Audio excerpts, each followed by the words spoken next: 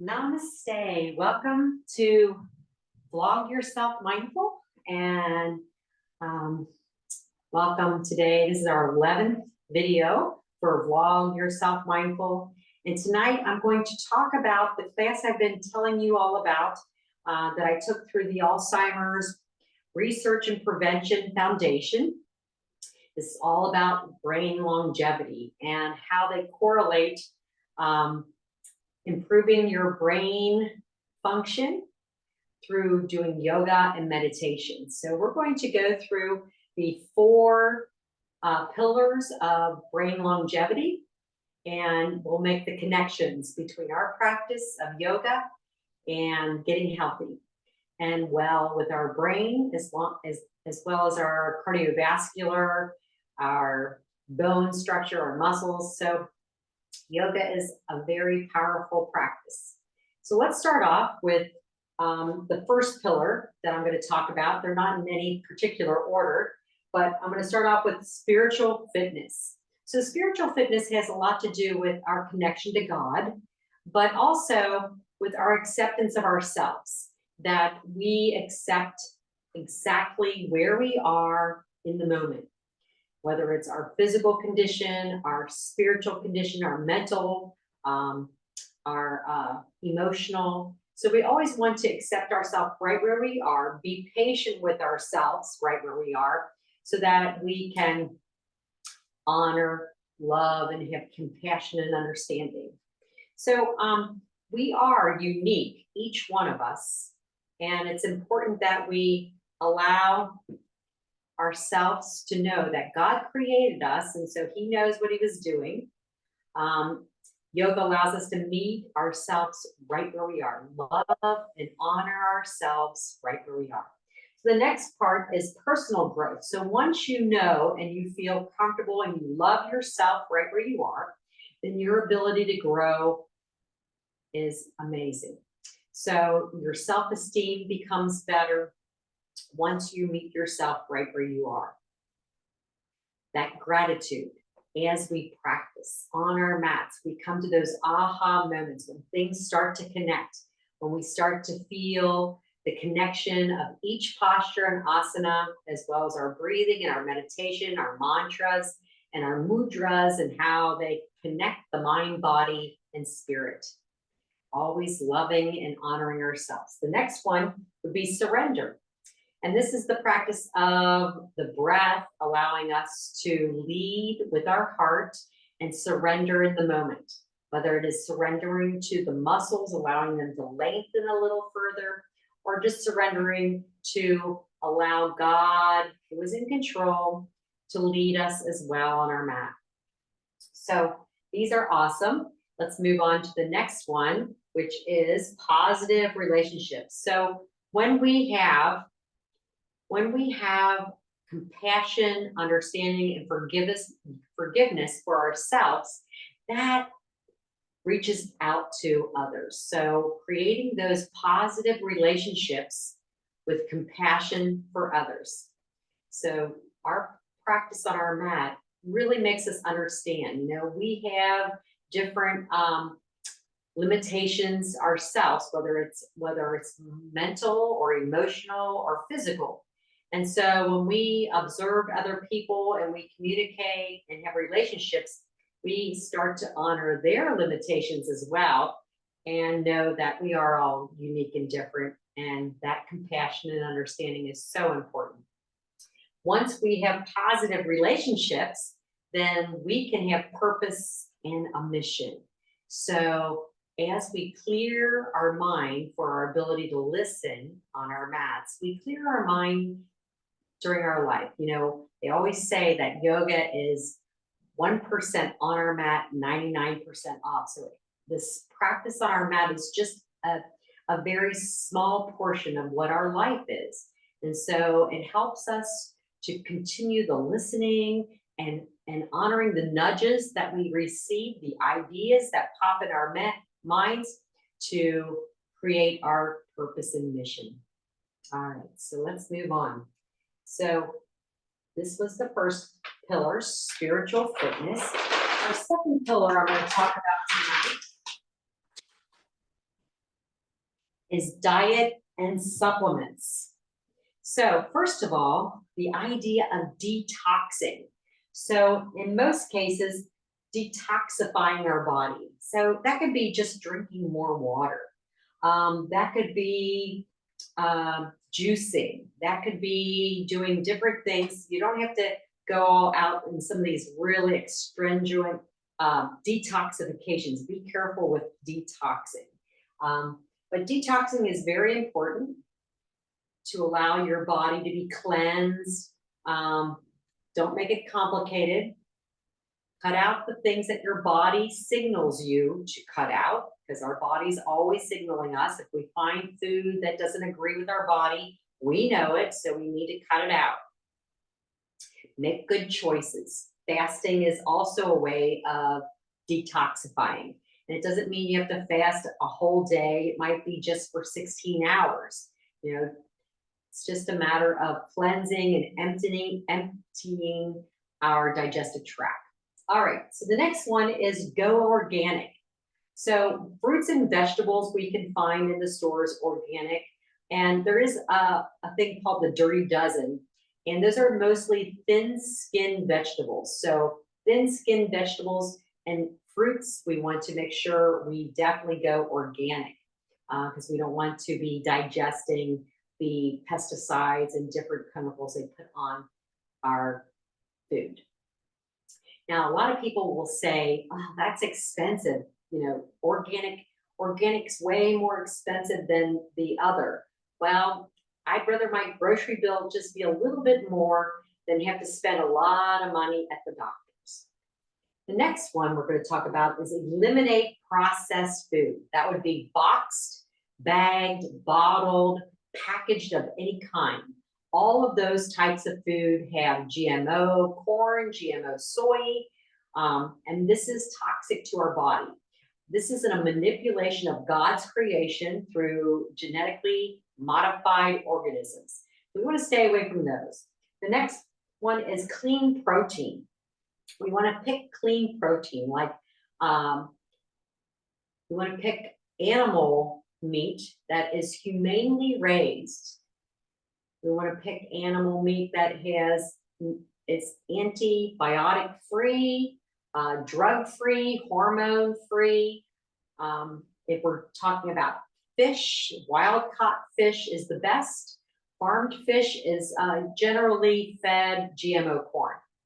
And we don't want any artificial coloring. And another clean protein would be nuts, seeds, organic produce, seaweed. We can get protein through those as well. All right, one I don't have up here right now is eat less meat. So a vegetarian or a vegetable diet, a mostly vegetable diet, is a wonderful thing to do. It requires less energy to digest. It supplies more nutrients and is better supports body's vital life force. And it also sustains environmental wellness. All right, and a plant-based diet leads to a better focus and higher spirituality. Next one is discovering, I want you to discover juicing. Juicing is also a wonderful thing to do, especially if you're going to fast. It's great to juice while you're fasting, so not eating whole foods, but eating juiced foods, juiced vegetables and fruits. So first, there's live enzymes in there. They're loaded with vitamins, minerals, and trace elements, and all the phytonutrients. This juicing strengthens the brain, bones, joints, immune system, and the cardiovascular system. There's many different juicing you can do. I like just plain carrot juice is awesome. Juicing carrots with beets is good. Many combinations, carrots and celery, carrots and oranges, cucumbers, pineapple, parsley, water. We have cucumber, celery, carrots, and apples. That's one of my favorite. And parsley, carrots, beets, spinach. I mean, you can throw in all kinds of stuff. It's very good for you. Usually when I am having a downtime where I'm not feeling well, I might juice a bunch of vegetables, and it really helps my, it could be I'm coming down with a cold, or I'm just coming down with something, and I'll do juicing. So it's amazing how it helps. All right, the next one is cook consciously.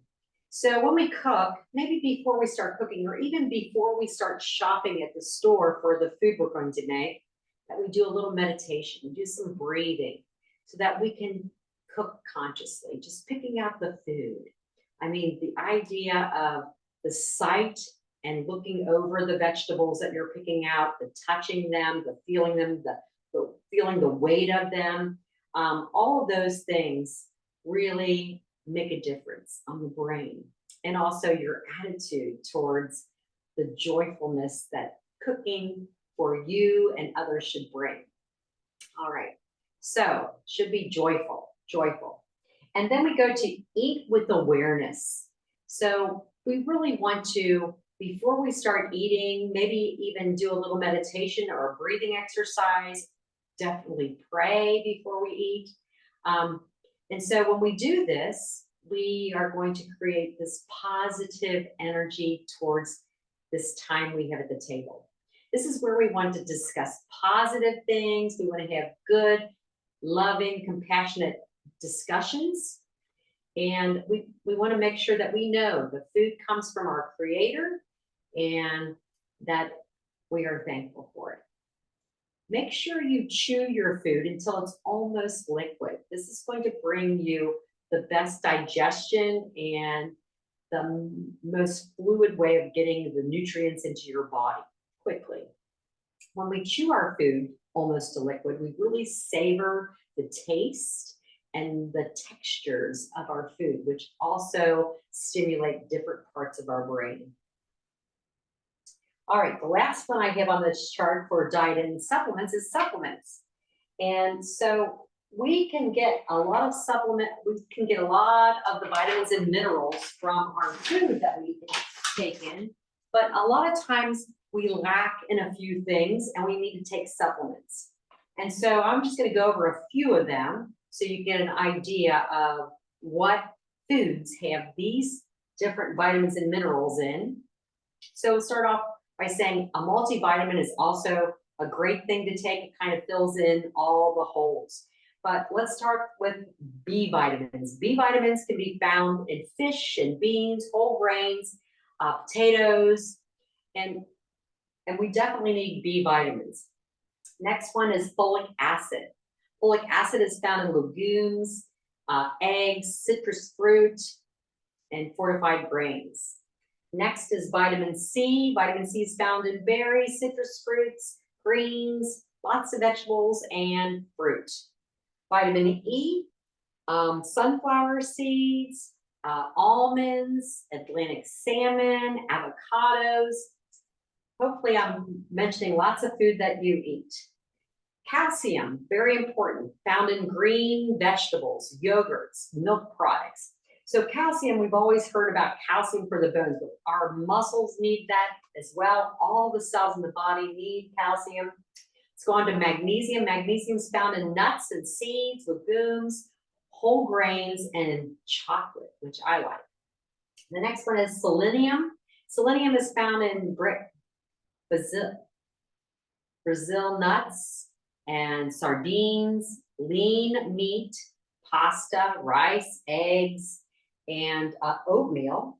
And let's go on to the next one, which is zinc. Now, we heard a lot about zinc during the last 3 years. Very important to get zinc. I would say that this is the one that we tend to be low in. So supplements here would be good, but it's found in beef, pork, lobster, cashews, and oats. All right, the next one I want to talk about is coenzyme Q10, which is found in reindeer meat, which I never have seen, and chicken liver, pork shoulder, beef shoulder. So that's something we need to get in our diet. And then we have DHA, which has a big name. Let me see where it is. So I have it up here. Oh, I didn't put it up here. Anyways, it is an omega-3 fatty acid, very found in salmon and tuna. Very important to get our omega-3s. And then I want to talk about resveratrol, which is found in peanuts, pistachios, grapes, and red wine. So I have a lot of them up here, but I want you to research yourself and find which ones that you're getting. Hopefully you're getting a little bit of everything in the food you take in. But if you find that you're missing out on something, that the food that that certain supplement is in, you don't eat, maybe that's something you need to buy a supplement for. All right, so let's move on to the next pillar, which is stress management. So stress management is really important because we have a lot of stressors in our life. And so the practice of yoga and meditation activates the parasympathetic nervous system. And what this does is creates calm, creates a balance between the overload of stress in our lives. And it allows for a recovery. So that's really important. Normally we are bombarded by stress, activating our fight or flight mode. And this switch can be turned off by the practice of yoga, which is awesome. Yoga and meditation is the opposite. It creates the opposite, a relaxation response instead of a stress response. And I found when I started doing yoga that my reaction to stressors at my job or in my life was less stressful. So I definitely see how this has worked in my life. All right, so it's opposition and it's a shift that yoga creates with stress. So one of the things that we learned during brain longevity class is about Kirtan Kriya. And Kirtan Kriya is a mantra mudra, and it's a chant with finger motions. And it focuses on the breath and on posture, sitting up nice and straight, and focus. So you got to really focus on saying the sounds and touching your fingers in a certain way. This practice has been studied, and in the studies, they have found that 12 minutes of this practice a day increases the blood flow to the brain in areas that form memory, and also increases telomeres, which are needed for long life and sharp mind. So very important. This one activity we'll be doing in all of my classes coming up next week. So I hope you join in with us so you can learn Kirtan Kriya. All right, the last pillar, number 4, is exercise and movement. So when we do exercise and movement, and especially when we do yoga, we create blood flow to the brain. And the blood flow, when we have good blood flow throughout our body, we are constantly recreating cells. You know, our cells die off and have to be recreated. So we're constantly creating new cells. And by doing movement and activating lots of triggers to the brain, that is developing new brain cells as well. It also strengthens our muscles, strengthens our bones, and prevents cardiovascular disease and many other diseases. So there are our 4. And it also gives us better cognitive function, which is real important for brain longevity. So those were our 4 pillars for brain longevity. I hope you learned a lot, and hopefully you made connections with your practice and with your daily life.